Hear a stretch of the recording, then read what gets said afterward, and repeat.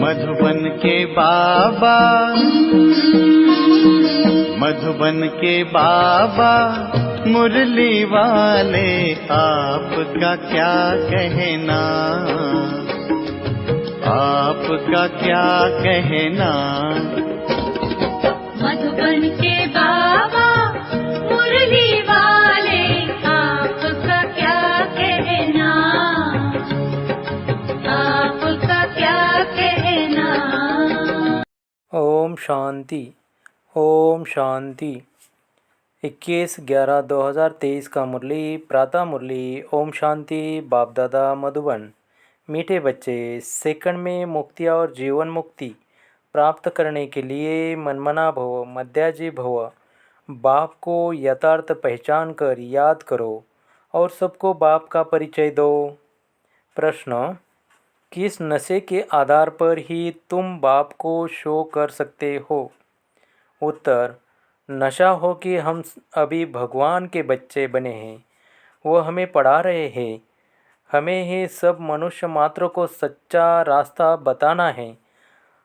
हम अभी संगम युग पर हैं। हमें अपनी रॉयल चलन से बाप का नाम बाला करना है। बाप और श्री कृष्ण की महिमा सबको सुनानी है। गीत: आने वाले कल की तुम तकदीर हो। ओम शांति। ये गीत तो गाए हुए हैं स्वतंत्रता सेनानियों के लिए। बाकी दुनिया की तकदीर किसको कहा जाता है, यह भारतवासी नहीं जानते। सारी दुनिया का प्रश्न है। सारी दुनिया की तकदीर बदल हेल से हेविन बनाने वाला कोई मनुष्य हो नहीं सकता। यह महिमा किसी मनुष्य की नहीं है। अगर श्री कृष्ण के लिए कहे तो उनको गाली कोई दे न सके। मनुष्य यह भी नहीं समझते कि श्री कृष्ण ने चौथ का चंद्रमा कैसे देखा, जो कलंक लगा। कलंक वास्तव में न श्री कृष्ण को लगते हैं, न गीता के भगवान को लगते हैं। कलंक लगते हैं ब्रह्मा को। श्री कृष्ण को कलंक लगाए भी है तो भगाने की शिव बाबा का तो किसी को भी पता नहीं है। ईश्वर के पिछाड़ी भागे है जरूर, परंतु ईश्वर तो गाली खा न सके। न ईश्वर को न श्री कृष्ण को गाली दे सकते। दोनों की महिमा ज़बरदस्त है। श्री कृष्ण की भी महिमा नंबर 1 है। लक्ष्मी नारायण की इतनी महिमा नहीं है क्योंकि वह शादीशुदा है। श्री कृष्ण तो कुमार है, इसलिए उसकी महिमा ज़्यादा है। भला लक्ष्मी नारायण की महिमा भी ऐसे ही गाएंगे। 16 कला संपूर्ण, संपूर्ण निर्विकारी श्री कृष्ण को तो फिर द्वापार में दिखाया है। समझते हैं यह महिमा परंपरा से चली आई है। इन सब बातों को भी तुम बच्चे जानते हो। यह तो ईश्वरीय नॉलेज है। ईश्वर ने ही राम राज्य स्थापन किया है। राम राज्य को मनुष्य समझते नहीं है। बाप ही आकर इन सब की समझ देते हैं। सारा मदार है गीता पर। गीता में ही रॉन्ग लिख दिया है। कौरव और पांडवों की लड़ाई तो लगी ही नहीं, तो अर्जुन की बात ही नहीं। यह तो बाप बैठ पाठशाला में पढ़ाते हैं। पाठशाला युद्ध के मैदान में थोड़ी होगी। हाँ, यह माया रावण से युद्ध है, उन पर जीत पानी है। माया जीते जगत जीत बनना है, परंतु इन बातों को जरा भी समझ नहीं सकते। ड्रामा में नोंद ही ऐसी है। उनको पिछाड़ी में आकर समझाना है और तुम बच्चे ही समझा सकते हो। भीष्म पितामह आदि को हिंसक बाण आदि मारने की बात ही नहीं है। शास्त्रों में तो बहुत ही बातें लिख दी है। माताओं को उनके पास जाकर टाइम लेना चाहिए। बोलो, हम आपसे इस संबंध में बात करना चाहते हैं। ये गीता तो भगवान ने गाई है, भगवान की महिमा है। श्री कृष्ण तो अलग है। हमको तो इस बात में संशय आता है। रुद्र भगवानवाच, उनका ये रुद्र ज्ञान यज्ञ है। ये निराकार परमपिता परमात्मा का ज्ञान यज्ञ है। मनुष्य फिर कहते हैं श्री कृष्ण भगवानवाच। भगवान तो वास्तव में एक को ही कहते हैं। उनकी फिर महिमा लिखनी चाहिए। श्री कृष्ण की महिमा यह है। अब दोनों में गीता का भगवान कौन है? गीता में लिखा हुआ है सहज राजयोग। बाप कहते हैं कि बेहद का संन्यास करो। देह सहित देह के सर्व संबंध छोड़ अपने को आत्मा समझो। मनमना भव मध्याजी भव। बाप समझाते तो बहुत अच्छी रीति से है।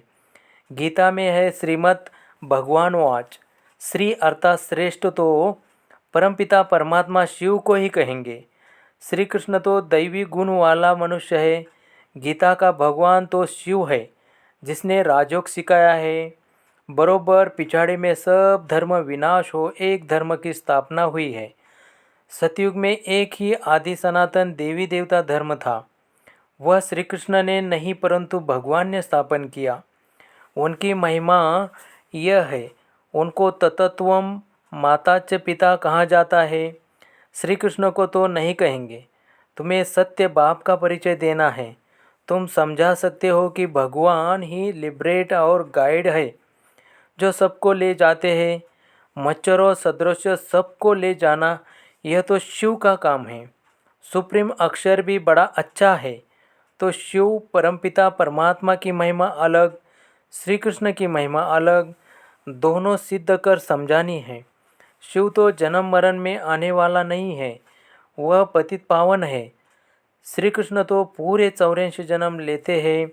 अब परमात्मा किसी को कहाँ जाए यह भी लिखना चाहिए।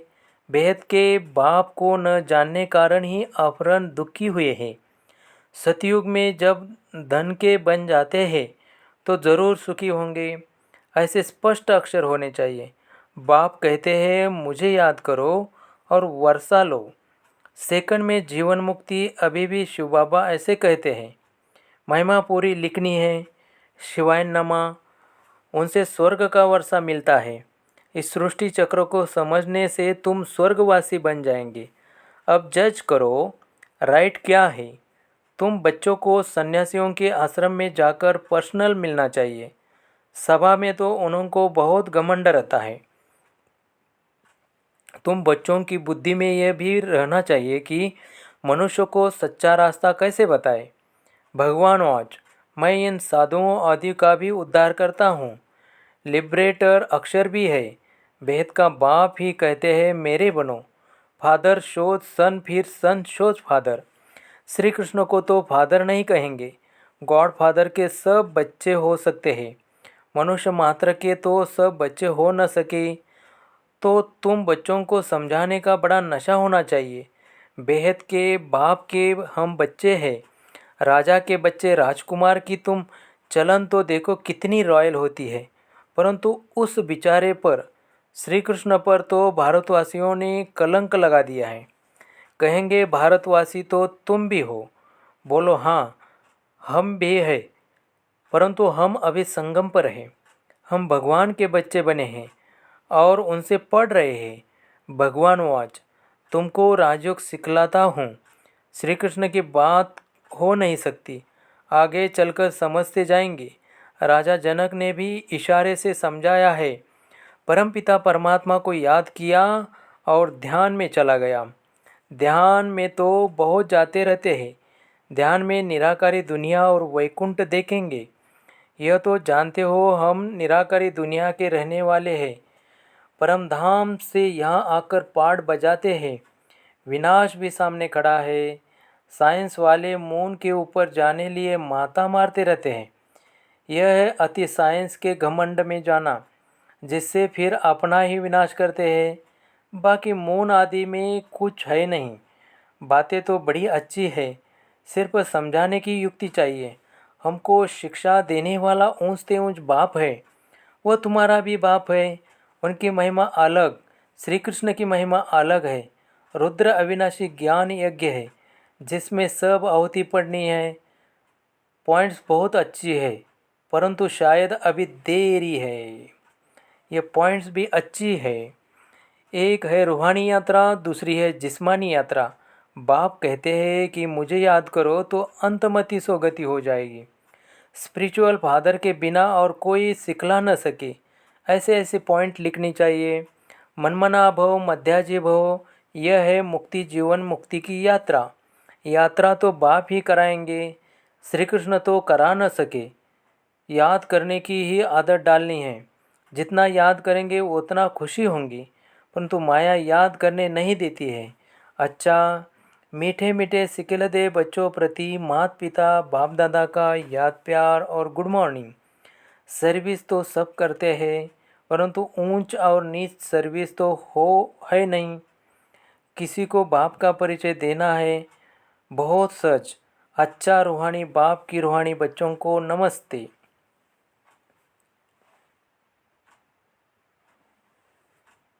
रात्रि क्लास। जैसे पहाड़ों पर हवा खाने रिफ्रेश होने जाते हैं, घर व ऑफिस में रहने से बुद्धि में काम रहता है, बाहर जाने से ऑफिस के ख्याल से फ्री हो जाते हैं, यहाँ भी बच्चे रिफ्रेश होने के लिए आते हैं।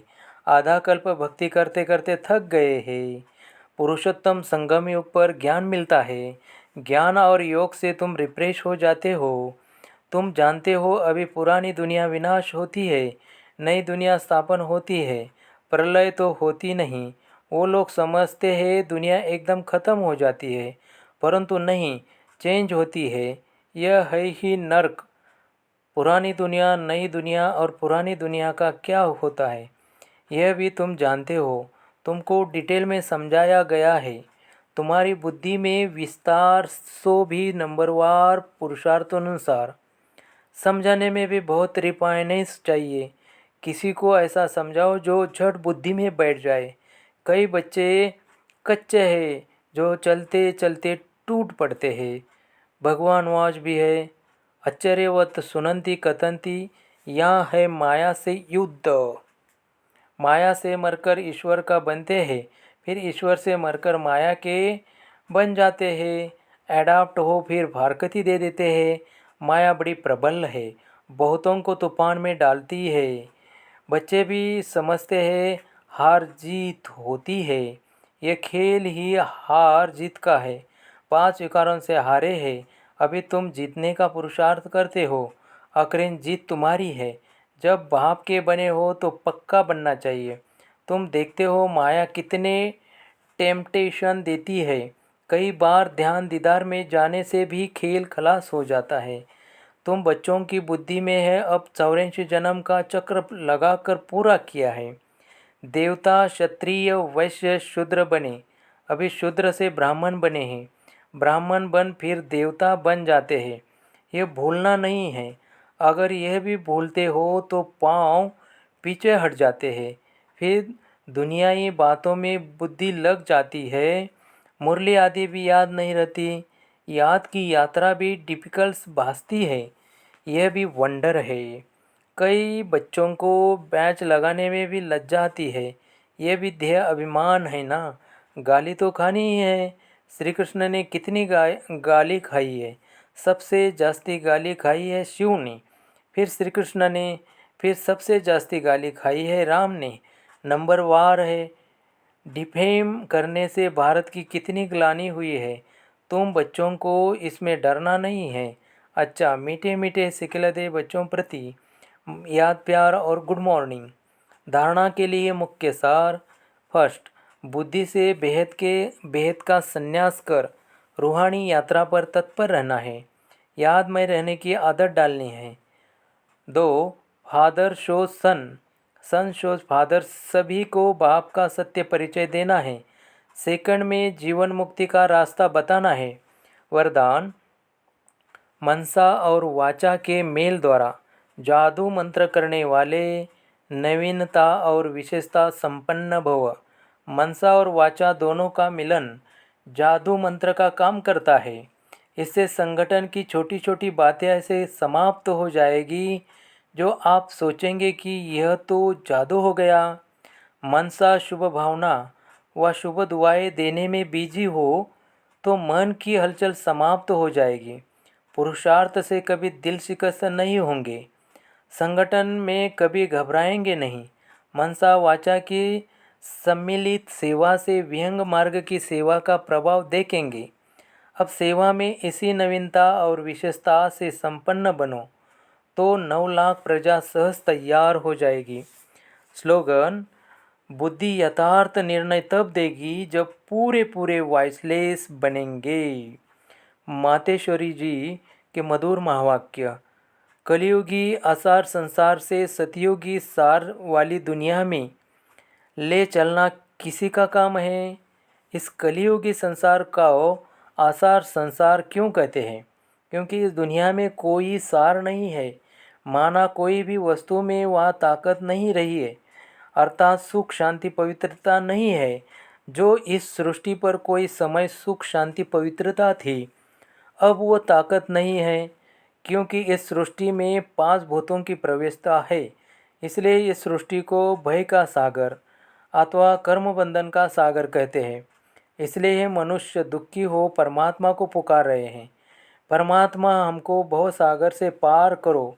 इससे सिद्ध है कि ज़रूर कोई अभय अर्थात निर्भयता का भी संसार है जिसमें चलना चाहते हैं। इसलिए इस संसार को पाप का सागर कहते हैं, जिससे पार कर पुण्य आत्मा वाली दुनिया में चलना चाहते हैं। तो दुनियाई दो है, एक सतयुगी सार वाली दुनिया, दूसरी है कलियुगी आसार की दुनिया। दोनों दुनियाएं इस सृष्टि पर होती है। अच्छा, ओम शांति, ओम शांति।